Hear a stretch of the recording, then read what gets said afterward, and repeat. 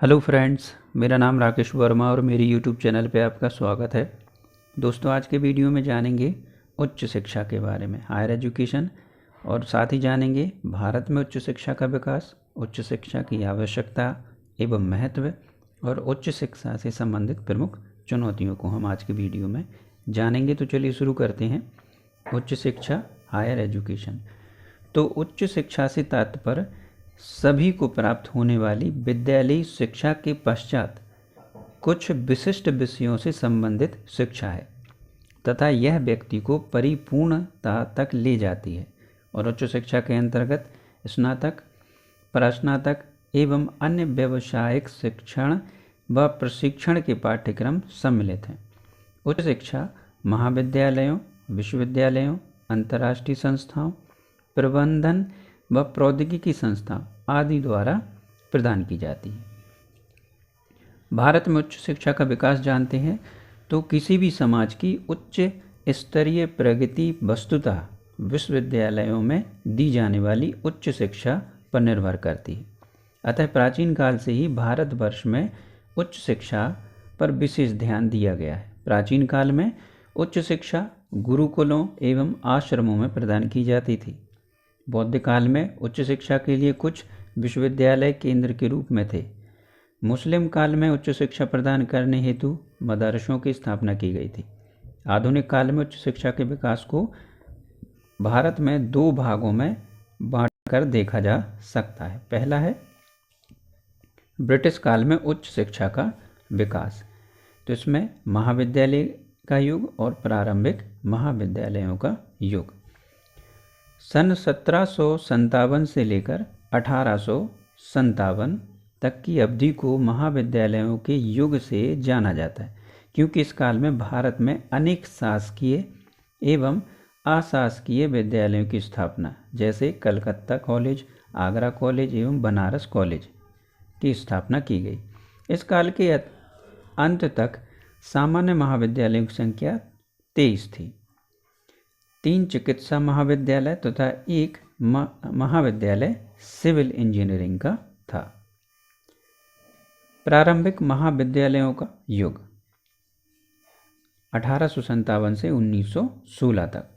सन 1859 के बोर्ड के घोषणा पत्र में 3 विश्वविद्यालय कलकत्ता, मद्रास तथा बम्बई खोलने की संस्तुति की गई और सन 1857 में उन्हें उक्त स्थानों पर खोल दिया गया। इनका स्वरूप लंदन विश्वविद्यालय के अनुरूप रखा गया था। हंटर शिक्षा आयोग ने उच्च शिक्षा में सुधार हेतु अनेक सुझाव दिए। अनुदान प्रणाली लागू करना, भवन व फर्नीचर के लिए विशेष अनुदान देना आदि को आधार बनाकर 1882 में पंजाब तथा 1887 में इलाहाबाद विश्वविद्यालय की स्थापना की गई थी। इसी क्रम में 1904 में लॉर्ड कर्जन ने विश्वविद्यालय आयोग की सिफारिशों के आधार पर विश्वविद्यालय अधिनियम बनाया। 1913 में शिक्षा नीति संबंधी प्रस्ताव रखा गया और 1917 में कलकत्ता विश्वविद्यालय आयोग गठित किया गया। दूसरा, स्वतंत्रता के पश्चात का काल।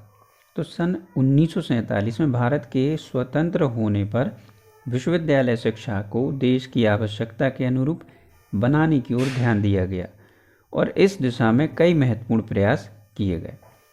1948 में डॉक्टर राधाकृष्णन की अध्यक्षता में अखिल भारतीय विश्वविद्यालय आयोग की स्थापना की गई। 1964 में डॉक्टर DS कोठारी की अध्यक्षता में अखिल भारतीय शिक्षा आयोग का गठन किया गया। अब जानते हैं आधुनिक भारतीय विश्वविद्यालयों का संगठन और प्रशासन।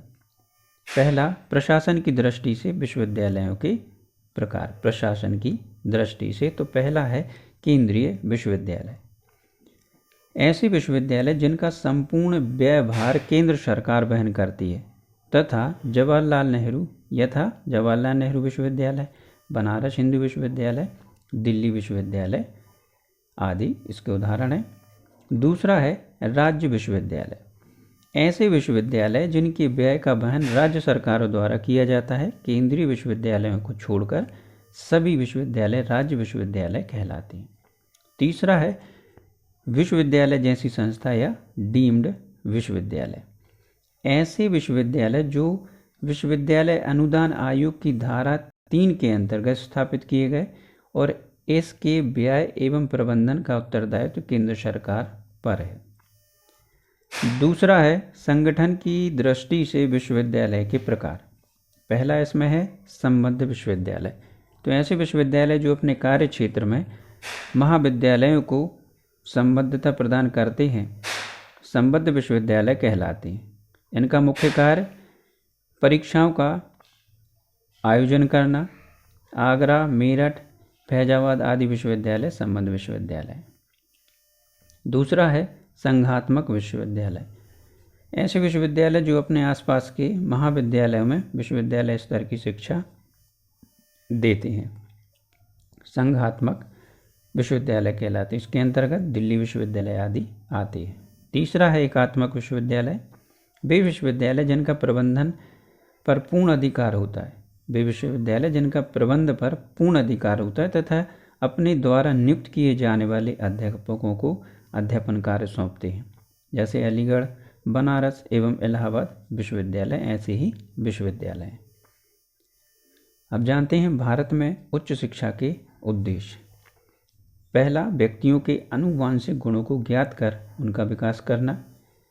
ऐसे व्यक्तियों का निर्माण करना जो दूरदर्शी, बुद्धिमान और बौद्धिक दृष्टि से श्रेष्ठ हों और समाज सुधार के कार्यों में सहयोग दे सकें। ऐसे व्यक्तियों का निर्माण करना जो शारीरिक दृष्टि से स्वस्थ एवं मानसिक दृष्टि से प्रबुद्ध हों। ऐसे विवेकशील नागरिक तैयार करना जो प्रजातंत्र को सफल बनाने के लिए शिक्षा का प्रसार करें, ज्ञान को सदैव खोज करें और व्यवसाय का प्रबंधन करें। ऐसे नव युवकों का निर्माण करना जो अपनी सांस्कृतिक विरासत का संरक्षण करें, उसमें योगदान दें। ऐसे व्यक्तियों का निर्माण करना जो राजनीति, प्रशासन, व्यवसाय, उद्योग और वाणिज्य के क्षेत्र में नेतृत्व कर सकें। अब जानते हैं उच्च शिक्षा की आवश्यकता एवं महत्व। तो पहला है युवाओं में विस्तृत दृष्टिकोण का विकास।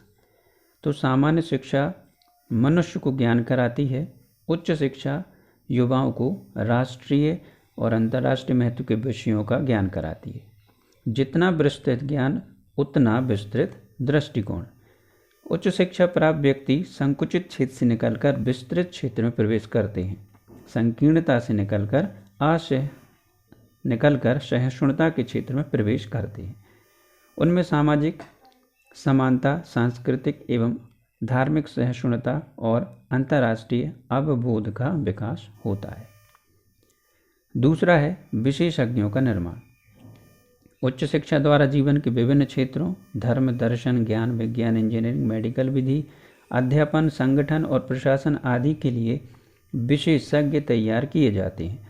उच्चतम श्रेणी के मानव संसाधन तैयार किए जाते हैं। उच्च शिक्षा के अभाव में यह संभव नहीं। उच्च शिक्षा के अभाव में यह संभव नहीं है। तीसरा है राष्ट्र का बहुमुखी विकास। तो किसी भी राष्ट्र के किसी भी क्षेत्र में विकास करने के लिए दो मूलभूत साधनों की आवश्यकता होती है, प्राकृतिक संसाधन और मानव संसाधन। तो उच्च शिक्षा उच्च स्तर के मानव संसाधनों का निर्माण करती है और राष्ट्र का आर्थिक विकास तो औद्योगिकीकरण पर निर्भर करता है। उच्च शिक्षा द्वारा वैज्ञानिक एवं तकनीशियनों, इंजीनियर और प्रशासकों पर इसका निर्माण किया जाता है। इस प्रकार उच्च शिक्षा किसी भी राष्ट्र के बहुमुखी विकास का साधन होती है।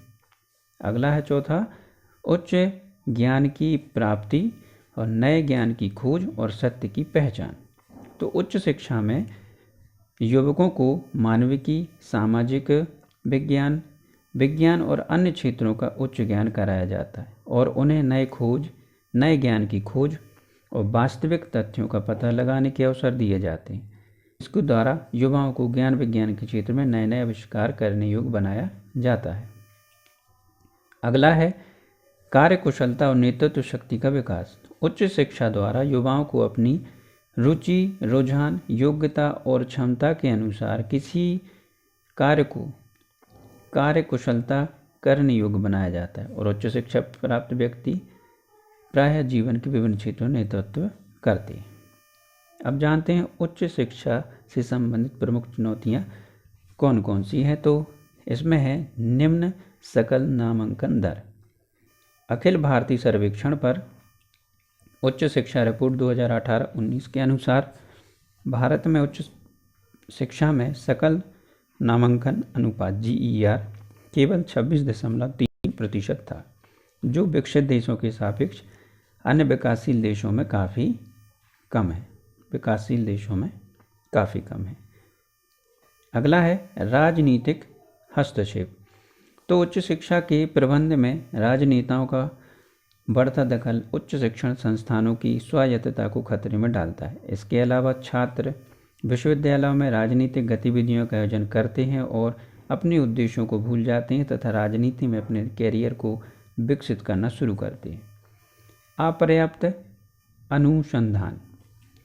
उच्च शिक्षा संस्थानों में अनुसंधान पर पर्याप्त ध्यान केंद्रित नहीं किया गया है। छात्रों को सलाह देने के लिए अपर्याप्त संसाधन और सुविधाएं हैं, साथ ही सीमित संख्या में ही गुणवत्तायुक्त शिक्षक उपलब्ध हैं।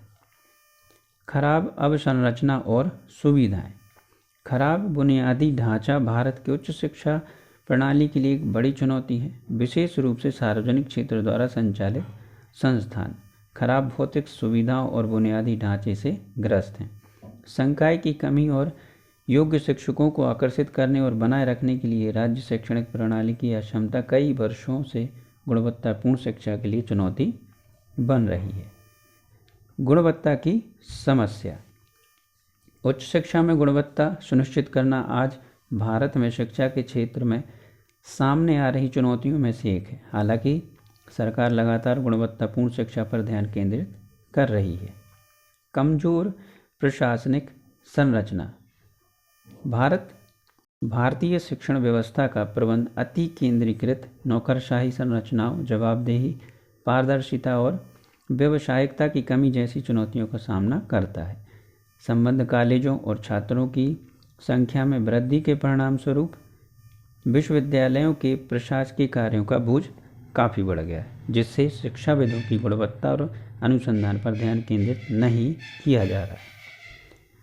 उच्च शिक्षा की गुणवत्ता के समाधान के प्रयास। अधिकांश प्रतिष्ठित कॉलेजों को स्वायत्तता योजना के तहत लाया जाए, जिससे विश्वविद्यालय के केंद्रीकृत नियंत्रण से मुक्त किया जा सके और अकादमिक मामलों में अधिक लचीलापन प्रदान किया जा सके। विश्वविद्यालय के कोर्स, पाठ्यक्रम एवं शिक्षण के घंटे और अध्यापन कला जैसे मामलों में विश्वविद्यालय को पूर्ण स्वतंत्रता एवं पारदर्शिता सुनिश्चित की जाए। शीर्ष शोध केंद्रित विश्वविद्यालय जो विश्व स्तर पर प्रतिस्पर्धा करने का भरोसा देते हैं, विश्वविद्यालय को पूर्ण स्वायत्तता प्रदान की जाए और समय के साथ महत्वपूर्ण सुधारों के आधार पर अतिरिक्त संसाधन प्रदान किए जाएं। व्यावसायिक शिक्षा के लिए अधिक से अधिक स्वीकृति और उपयोगितापूर्ण व्यावसायिक विषयों को विश्वविद्यालय में शामिल किया जाना चाहिए। पाठ्यक्रम को इस प्रकार से डिजाइन किया जाना चाहिए जिससे वह उच्च शिक्षा को कौशल, व्यावसायिक प्रशिक्षण एवं इंडस्ट्री इंटरफेस के साथ एकीकृत कर सकें। उच्च शिक्षा संस्थानों में शोध अनुसंधान पर पर्याप्त ध्यान नहीं दिया जा रहा है। भारतीय उच्च शिक्षा संस्थानों को छात्रों को अंतर्राष्ट्रीय मानकों के अनुरूप ज्ञान, कौशल और क्षमता प्रदान की जानी चाहिए और यह छात्रों को वैश्विक नागरिक के रूप में अपनी प्रासंगिकता बढ़ाने वाले वैश्विक दृष्टिकोण को विकसित करने में सहायक होगा। वर्तमान परिदृश्य में भारतीय उच्च शिक्षा संस्थानों में अंतर्राष्ट्रीय विविधता का अभाव रहा है और मुख्य रूप से स्थानीय बने रहे। उन्होंने केवल भारतीय शिक्षकों को बहाल किया तथा केवल घरेलू प्रतिभाओं को ही प्रशिक्षित किया है। विश्वविद्यालय अनुदान आयोग UGC, इसकी स्थापना वर्ष 1956 में की गई। भारत विश्वविद्यालय अनुदान आयोग केंद्रीय सरकार का एक आयोग है जो विश्वविद्यालय को मान्यता देता है। यही आयोग सरकार द्वारा मान्यता प्राप्त विश्वविद्यालयों एवं महाविद्यालयों को अनुदान प्रदान करता है और इसका मुख्यालय नई दिल्ली में है और इसके 6 क्षेत्रीय कार्यालय हैं: पुणे, भोपाल, कोलकाता, हैदराबाद, गुवाहाटी एवं बेंगलुरु। यह राष्ट्रीय योग्यता परीक्षण NET का भी आयोजन करता है, जिससे उत्तीर्ण करने के आधार पर विश्वविद्यालय एवं विद्यालयों में अध्यापकों की नियुक्ति होती है। तो दोस्तों, आज की वीडियो में बस इतना ही। Thank you.